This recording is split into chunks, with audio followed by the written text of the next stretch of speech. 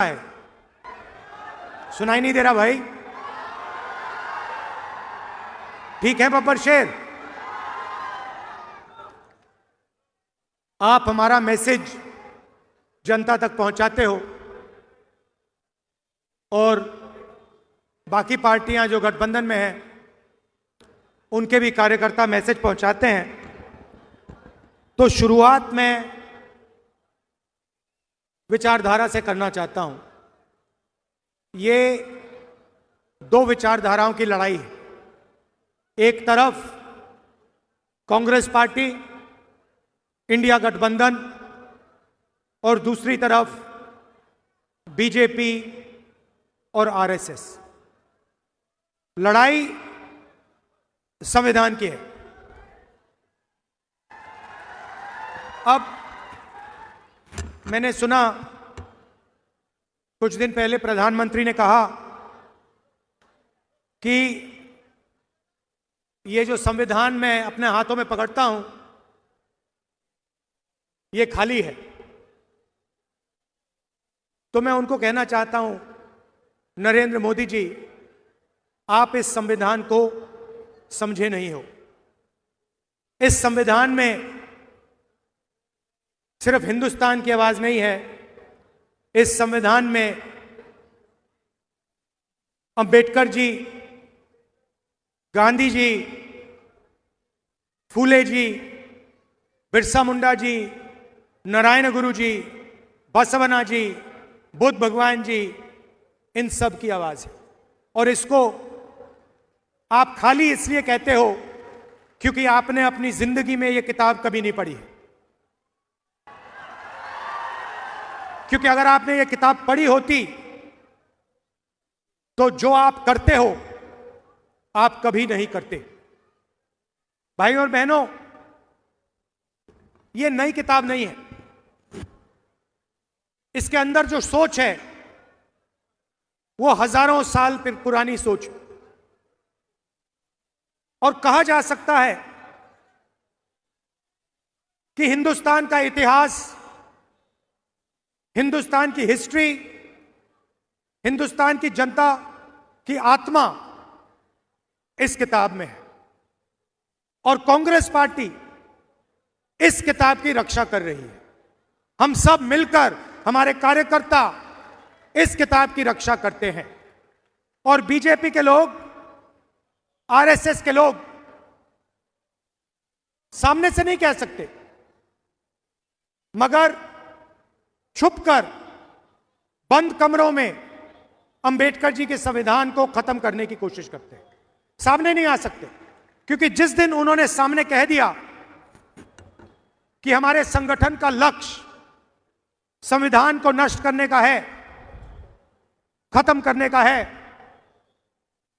उसी दिन हिंदुस्तान की जनता एक साथ उनके खिलाफ खड़ी हो जाएगी। तो ये छुप कर ये काम करते हैं। देखिए, कॉन्स्टिट्यूशन से हिंदुस्तान की संस्थाएं निकलती हैं, बनती हैं। चाहे वो हमारा शिक्षा का सिस्टम हो, स्वास्थ्य का सिस्टम हो, सारा का सारा इसी किताब से बनता है। महाराष्ट्र में पैसा आता है, आप जीएसटी देते हो, वो बढ़ता है, यह किताब करवाती है। विकास होता है, दलितों की रक्षा होती है, महिलाओं की रक्षा होती है, यह किताब करती है। और अगर गरीब लोगों को फायदा हुआ है, मनरेगा हो, भोजन का अधिकार हो, हरी क्रांति हो, सफेद क्रांति हो, इस किताब के बिना नहीं हो सकती थी। आप जानते हो इस देश में इस किताब से पहले क्या होता था। वोट मिलता है आपको, ये जो चुनाव हो रहा है इसी किताब के कारण हो रहा है। नरेंद्र मोदी जी ने 25 लोगों के 16 लाख करोड़ रुपए कर्जा माफ किया है। 25 लोगों का। हिंदुस्तान के सबसे अमीर लोग हैं, उनका 16 लाख करोड़ रुपया कर्जा माफ किया है। इस किताब में कहीं नहीं लिखा, इस किताब में कहीं नहीं लिखा कि 25 लोगों का 16 लाख करोड़ रुपया कर्जा माफ होना चाहिए और किसानों का, मजदूरों का, गरीबों का 1 रुपया नहीं माफ होना चाहिए। कहीं नहीं लिखा इसमें। आपकी सरकार छीनी गई, चोरी की गई। किसने चोरी की? आप क्या सोचते हो? नरेंद्र मोदी जी का उसमें हाथ नहीं था क्या? उनके नेता ने अभी बोला है कि सरकार को गिराने की जो मीटिंग हुई थी उसमें अदानी जी बैठे थे। अदानी जी क्यों बैठे थे राजनीतिक मीटिंग में? क्योंकि वे धारावी चाहते हैं। 1 लाख करोड़ रुपए का फायदा इस सरकार ने अदानी जी को दिलवाया है। किसकी जमीन? आपकी जमीन। किसकी जमीन? गरीबों की जमीन, मजदूरों की जमीन आपसे छीन कर ले जा रहे हैं। कहीं नहीं लिखा संविधान में, कहीं नहीं लिखा है कि आपकी जमीन छीनी जानी चाहिए। हम जमीन अधिग्रहण बिल लाए आपकी जमीन की रक्षा करने के लिए। तो नरेंद्र मोदी जी, बीजेपी के लोग बड़े बड़े भाषण देते हैं और फिर 24 घंटा इसको खत्म करने की कोशिश करते हैं। ये विचारधारा की लड़ाई है। एक तरफ संविधान, मोहब्बत, आदर, भाईचारा, दूसरी तरफ नफरत, हिंसा, अहंकार और इसको खत्म करने की कोशिश। यह लड़ाई चल रही है और इस लड़ाई में आप सब शामिल हो। 4000 किलोमीटर हम चले। क्या जरूरत पड़ी? क्यों जरूरत पड़ी? यात्रा का नाम भारत जोड़ो यात्रा। एक ही नारा दिया हमने, नफरत के बाजार में मोहब्बत की दुकान खोलनी है। ये जहां भी जाते हैं नफरत फैलाते हैं। एक प्रदेश को दूसरे प्रदेश से लड़ा देंगे। मणिपुर जाइए, जाके देखिए वहां क्या हुआ है। आज तक हिंदुस्तान का प्रधानमंत्री मणिपुर नहीं जा सकते और ना गए। इतिहास में नहीं हुआ ऐसे कि हमारे प्रधानमंत्री एक प्रदेश में जो जल रहा है 1.5 साल के लिए वहां गए नहीं। एक धर्म को दूसरे धर्म से लड़ाएंगे, एक जात को दूसरी जात से लड़ाएंगे, बांटने का काम करेंगे और धन 20-25 लोगों के हवाले करेंगे। देश में बेरोजगारी है, महंगाई बढ़ती जा रही है। अदानी को, अंबानी को कोई नुकसान नहीं हो रहा, उनका धन बढ़ता जा रहा है। एयरपोर्ट मिल गए, पोर्ट्स मिल गए, सड़कें मिल गई, अब धारा भी दिया जा रहा है। नुकसान आपका है, नुकसान सोयाबीन के किसान का है, नुकसान मजदूर का है, नुकसान बेरोजगार युवा का है। और आप लोग देखते रहते हो, आपके आंखों के सामने हो रहा है और आप देखते रहते हो। धारा भी आपके आंखों के सामने छीनी जा रही है। 1 लाख करोड़ रुपए, 70,000 करोड़ रुपए में हमने हिंदुस्तान के हर एक किसान का कर्जा माफ कर दिया था। 70,000 करोड़ रुपए में हिंदुस्तान के हर किसान का कर्जा माफ कर दिया। उतना पैसा अदानी को सिर्फ मुंबई में दिया जा रहा है।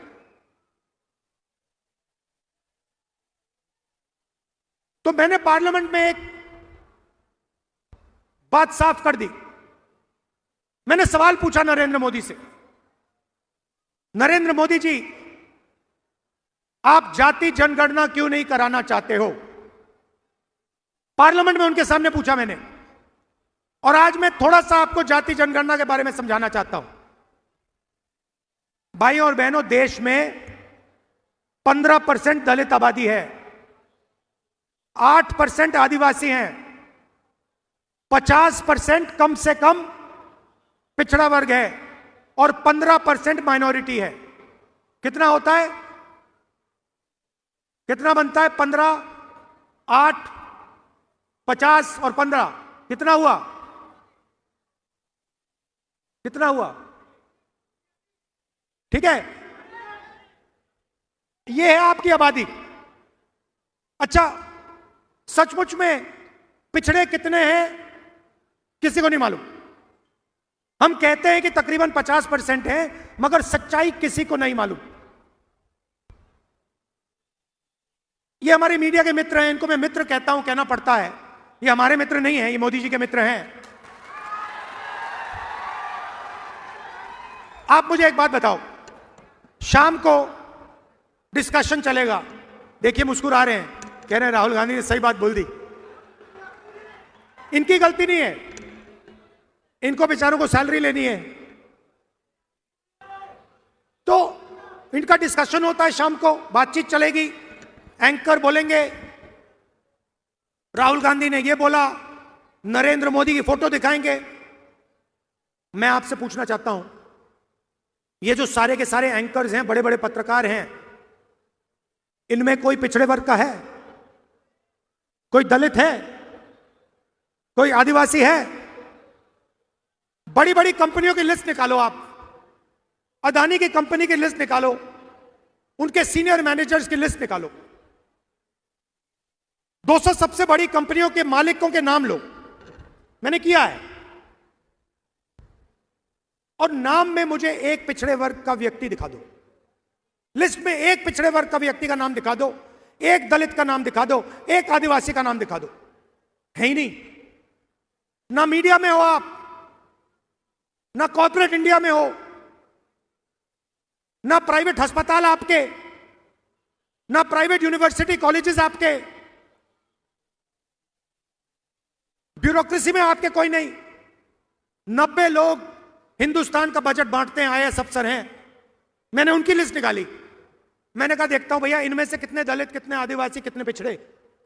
ये हिंदुस्तान का पूरा बजट बांटते हैं। जो आप पैसा जीएसटी में देते हो, जेब से निकालकर, शर्ट खरीदते हो जीएसटी, पैंट खरीदते हो जीएसटी, मोबाइल फोन खरीदा जीएसटी, जितनी जीएसटी अदानी देता है उतनी आप देते हो। अगर आप शर्ट में 18% देते हो तो अदानी भी 18% देता है। वो अरबपति है, मगर जीएसटी एक ही देते हो।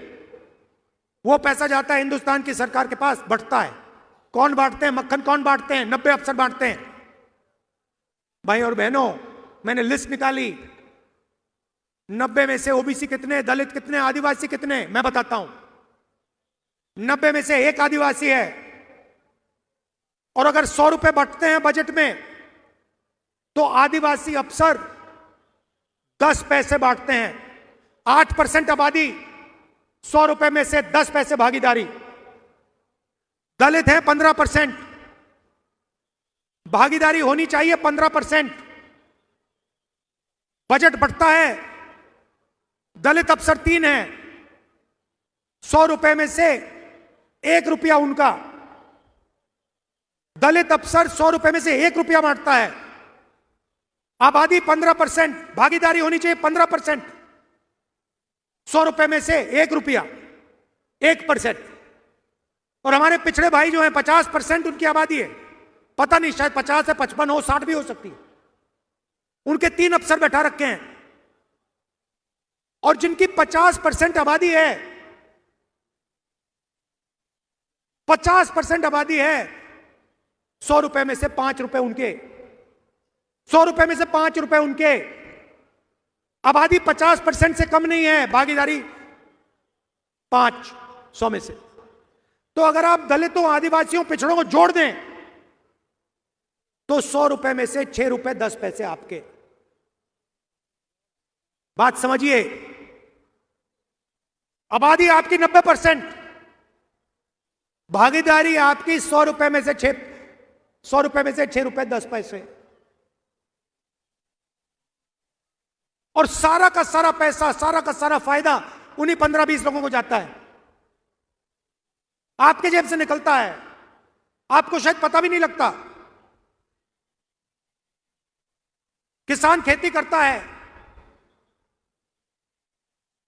खून पसीना दे देता है, फिर जाकर बच्चे के लिए टी शर्ट खरीदता है। शायद उसे यह भी नहीं मालूम कि जितना टैक्स वो दे रहा है उतना ही टैक्स अदानी उसी टी शर्ट के लिए अपने बच्चे को अगर खरीदता, अपने बच्चे के लिए खरीदता, तो उतना ही टैक्स वो दे रहा है। वो अरबपति है, उसके लाखों करोड़ रुपए माफ हो रहे हैं, उसको धारा भी दी जा रही है। मगर टी शर्ट खरीदेगा अपने बच्चे के लिए तो जितना टैक्स हिंदुस्तान का सबसे गरीब किसान देगा उतनी टैक्स वो देगा। क्या मतलब है इसका? कहीं नहीं लिखा है इसमें। इसमें लिखा है सब समान है। इसमें लिखा है कि अगर अरबपतियों का कर्जा माफ होगा तो किसानों का भी कर्जा माफ होना चाहिए।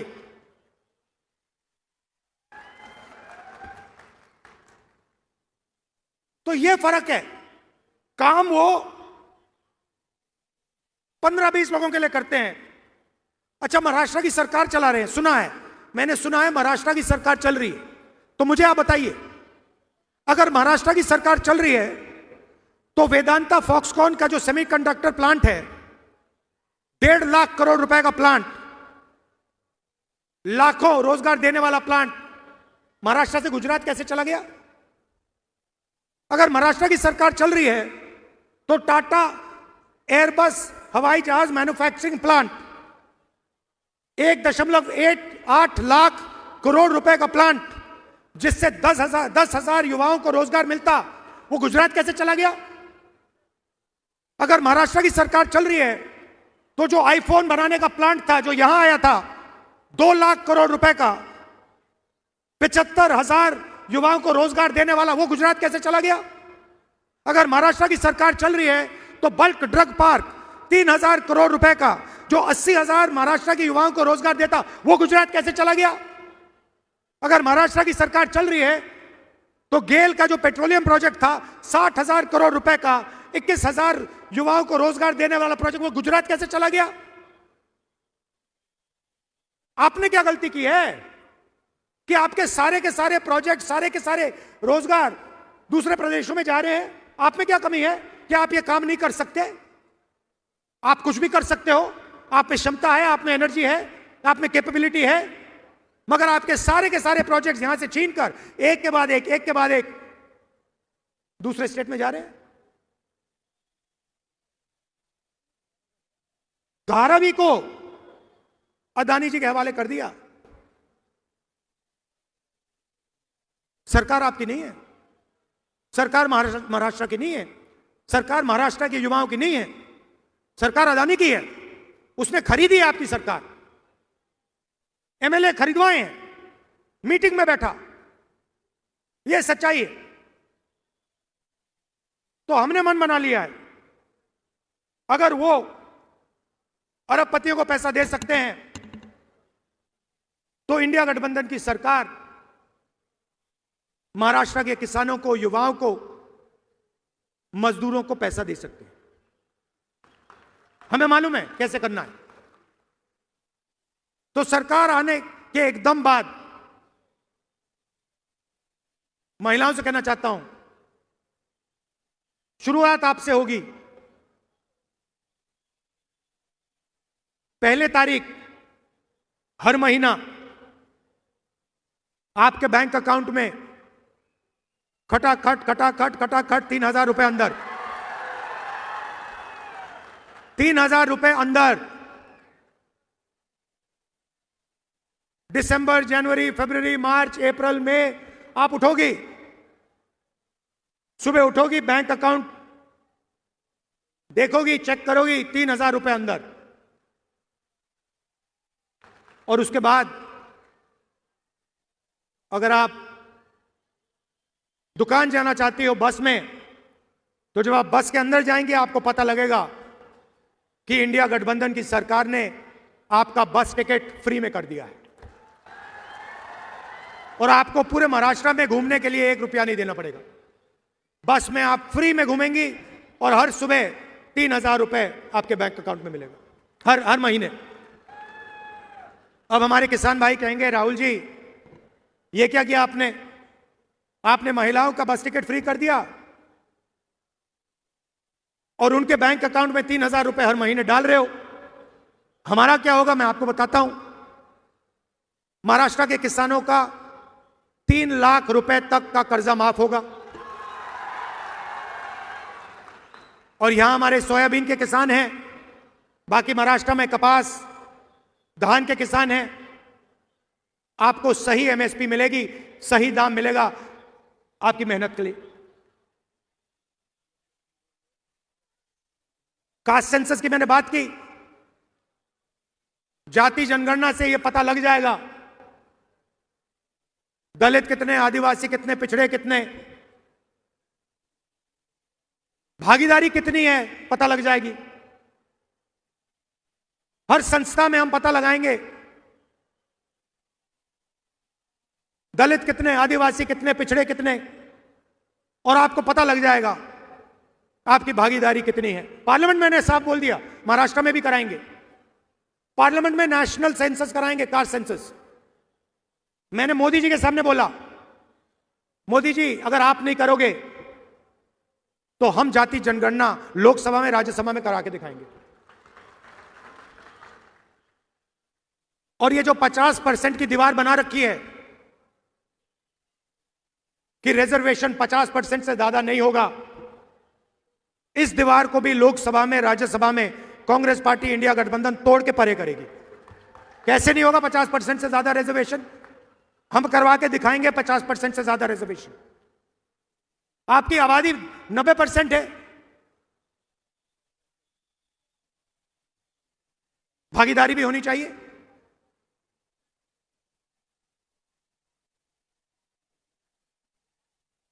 गरीब लोगों को सबसे ज्यादा कष्ट स्वास्थ्य के कारण होता है। चोट लग जाती है, दिल का दौरा हो जाता है, किसी को कैंसर हो जाता है, किडनी की बीमारी हो जाती है, लिवर की बीमारी हो जाती है। आप प्राइवेट अस्पताल में जाते हो, वही 20-25 अरबपतियों के प्राइवेट अस्पताल में आपसे लाखों रुपए लिया जाता है। टेस्ट होते हैं, एमआरआई होता है, अस्पताल के बाहर आते हो, बिल देखते हो, लाखों रुपए निकल जाते हैं जेब से। इसीलिए हमारी सरकार, कांग्रेस पार्टी, इंडिया गठबंधन की सरकार महाराष्ट्र के गरीब लोगों को 25 लाख रुपए तक का हेल्थ इंश्योरेंस देने जा रही है।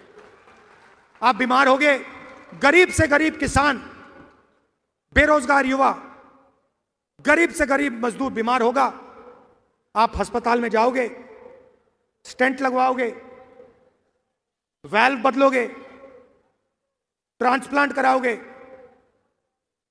25 लाख रुपए सरकार आपको इलाज के लिए देगी।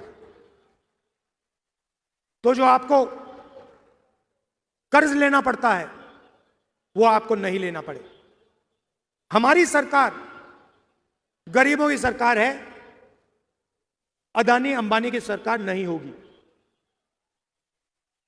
और ये सोच रहे हैं कि धारावी फ्री में ऐसे ही ये अदानी जी को मिल जाएगा। इनको मालूम नहीं कि महाराष्ट्र की जनता, कांग्रेस पार्टी, राहुल गांधी यहां इस साइड खड़े हुए हैं, ऐसे नहीं मिलने वाला। ये महाराष्ट्र के गरीब लोगों की जमीन है, उनकी मेहनत की जमीन है। हम जमीन अधिग्रहण बिल लाए थे, हम किसानों की, गरीबों की रक्षा करते हैं। इसीलिए पूरा का पूरा सपोर्ट नरेंद्र मोदी जी को दिया जा रहा है।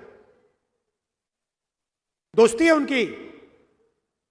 सरकार आपकी इसलिए गिराई गई।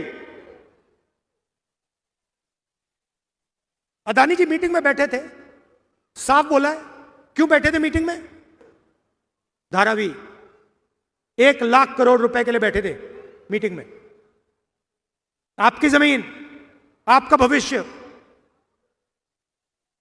और युवाओं के लिए जो नरेंद्र मोदी जी ने बेरोजगारी फैला रखी है सब जगह, स्मॉल मीडियम इंडस्ट्री बंद कर दी, किसानों को सही पैसा नहीं देते, सही दाम नहीं देते, जीएसटी, गलत जीएसटी लागू कर दी, नोटबंदी लागू कर दिया।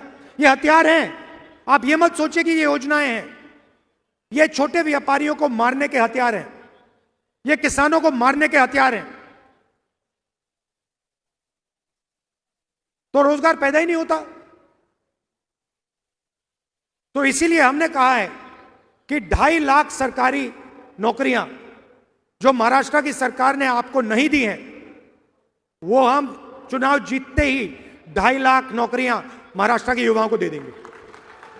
हर जात को, गरीब से गरीब लोगों को, और 4,000 रुपए हर महीने अलाउंस जो हमारे बेरोजगार युवा हैं उनको उस दिन तक मिलेगा जब तक वो बेरोजगार हैं। भाइयों और बहनों, जो मैंने शुरुआत में बात बोली थी, लड़ाई अंबेडकर जी के संविधान को बचाने की है। फूले जी, नारायण गुरु जी, शिवाजी महाराज, महात्मा गांधी, बुद्ध भगवान, इनकी सोच की रक्षा की लड़ाई है। आप जानते हो कि आरएसएस की सोच इन सब के खिलाफ है। आप जानते हो कि आरएसएस इसको खत्म करना चाहती है। हर गरीब व्यक्ति जानता है कि आरएसएस इसको खत्म करना चाहते हैं। उनके नेता ने कहा है कि ये तो खाली है, ये देखो, ये देखो खाली है, देखो,